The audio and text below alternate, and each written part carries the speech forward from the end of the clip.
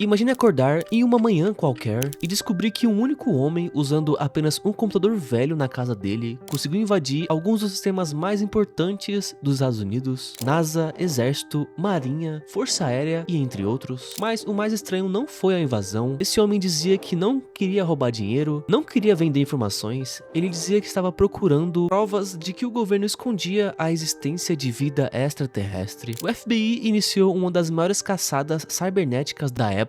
O governo americano pediu sua extradição, ele podia pegar décadas de prisão, mas a pergunta continua até hoje. Gary McKinnon era apenas um hacker obcecado por teorias da conspiração, ou ele realmente encontrou algo que nunca deveria ter visto? Essa é uma das histórias mais inacreditáveis da história da internet, mas antes de entender como ele conseguiu invadir alguns dos computadores mais importantes do planeta, precisamos voltar alguns anos.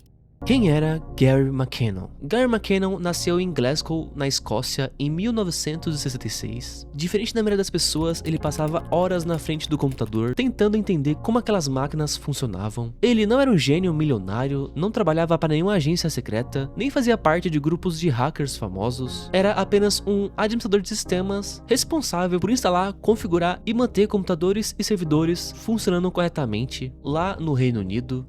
O começo. Durante os anos 90, Gary começou a acompanhar um pesquisador chamado Stephen Greer. Stephen Macon Greer é um ufólogo americano e médico de emergência aposentado. Ele é um fundador de um projeto de divulgação chamado Disclosure Project, onde tem organizações voltadas para a revelação pública de OVNIs e tecnologias avançadas. Greer afirmava que governos escondiam provas sobre tecnologias extraterrestres. Gary começou a acreditar nisso, e então surgiu uma pergunta: e se essas provas realmente existissem, onde elas estariam? Nos computadores da NASA, é claro. Gary ficou com uma obsessão em saber a verdade. Hoje parece impossível imaginar um civil qualquer invadindo computadores militares americanos, mas no começo dos anos 2000, a internet era completamente diferente. Gary McKinnon não desenvolveu um vírus, não criou um malware, nem utilizou ferramentas extremamente sofisticadas. Na verdade, ele se aproveitou de uma brecha. Ele aproveitou um programa que já estava instalado em muitos computadores. O programa se chamava Remotely Anywhere. Ele era um software legítimo, criado para que administradores de sistemas pudessem acessar computadores à distância. O problema era que muitos desses computadores estavam configurados de uma forma incorreta. Em alguns casos, a conta de administrador não possuía senha, em outros a senha era muito fraca, e havia máquinas onde o acesso remoto estava simplesmente exposto na internet. E para completar, naquela época muitos computadores militares permaneciam ligados 24 horas por dia. Então bastava abrir o programa nas opções para se conectar a um computador. Em administrador, colocar o IP da máquina e na senha só deixar em branco e dar um enter. Ou tentar senhas fáceis como 1234 ou 1111 e por aí em diante. Conseguindo se conectar à máquina, ele podia controlar quase como se estivesse sentado na frente dela. Gary não sabia quais computadores eram do governo e quais eram de pessoas normais. Então ele ficava tentando IPs e senhas aleatórios até conseguir encontrar. Segundo a acusação americana, durante cerca de um ano e um mês, Gary acessou aproximadamente 97 computadores pertencentes ao governo dos Estados Unidos, NASA, Exército, Marinha, Força Aérea, Departamento de Defesa, bases militares e laboratórios. Quanto mais computadores ele acessava, mais ele acreditava que estava perto de encontrar aquilo que ele procurava. O mais impressionante é que Gary fazia tudo isso da sua própria casa, nada de laboratório secreto, nada de equipamentos milionários, apenas um computador comum e uma conexão residencial. Gary sabia que não podia chamar atenção, então ele sempre tentava acessar os computadores durante a madrugada. Ele acreditava que havia menos administradores trabalhando, e na maior parte das vezes ele estava certo, mas bastava uma única pessoa estar acordada e perceber que alguém mexeu no computador para tudo acabar. A descoberta.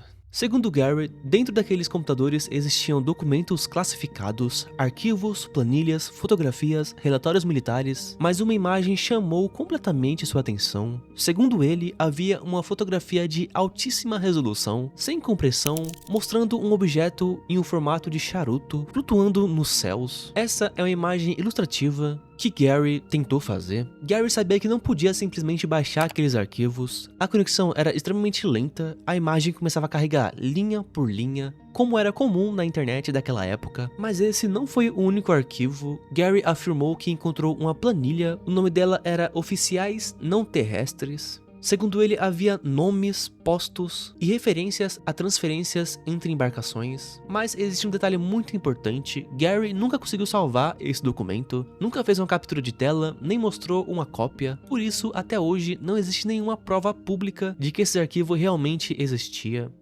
O erro.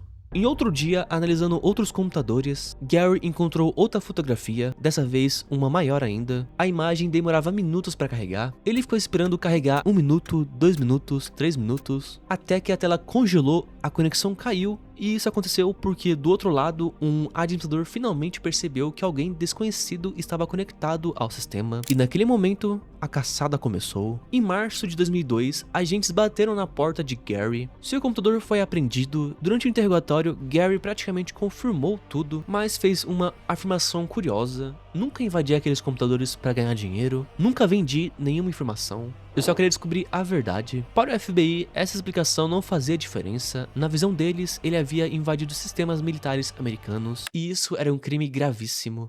Nesse ponto da história, Gary afirmava ter encontrado documento secreto, com uma planilha e a imagem, e o governo americano nunca desmentiu Gary, nunca disseram especificamente que Gary estava mentindo sobre a foto e a planilha. Eles simplesmente ignoraram completamente essas alegações durante o processo criminal inteiro. E atualmente, nesse ano, o governo dos Estados Unidos divulgou imagens de objetos voadores não identificados, e uma dessas imagens tinha uma ilustração parecida com a descrição que Gary fez praticamente 20 anos antes, e isso é algo de certa forma interessante, mas um contra-argumento que para muita gente faz sentido é que o governo de Trump divulgou essas imagens e documentos apenas para tirar a atenção do caso Epstein, mas isso vamos deixar para um próximo vídeo.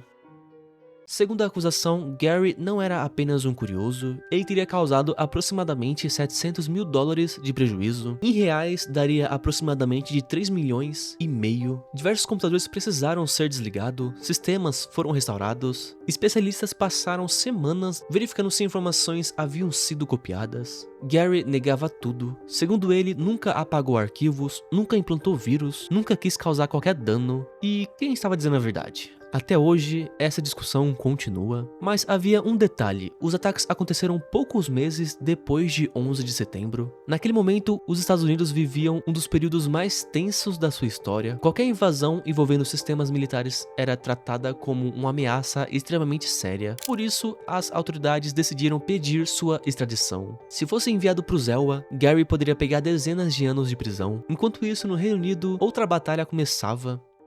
A mãe de Gary, Janice Sharp, passou anos dando entrevista, participando de campanhas, falando com políticos. Ela dizia que o filho sofria de uma síndrome de Asperger e que enviá-lo para uma prisão americana podia destruir sua saúde mental. Pouco a pouco, a opinião pública começou a mudar. Em 2012, depois de quase 10 anos de disputa judicial, a ministra do Interior britânica, Theresa May, bloqueou definitivamente sua extradição. Gary permaneceu no Reino Unido, nunca foi julgado nos Estados Unidos, e o motivo era saúde. Ele finalmente tinha sido diagnosticado com a síndrome de Asperger, transtorno do espectro autista, e também sofria de depressão. O governo britânico concluiu que extraditá-lo representava um risco significativo para sua saúde mental. No fim, ele não foi preso, não participou de serviços comunitários e nem pagou uma multa. Até hoje, ele continua afirmando exatamente a mesma coisa: nós não estamos sozinhos. Mas até hoje, nenhuma dessas supostas provas foi apresentada ao público. Gary McKenna realmente encontrou documentos secretos? Ou interpretou informações comuns como parte de uma grande conspiração? Nós provavelmente nunca saberemos. E você aí, acredita que Gary realmente encontrou algo que nunca deveria ter visto? Ou tudo isso passou de um enorme mal-entendido? Comenta aqui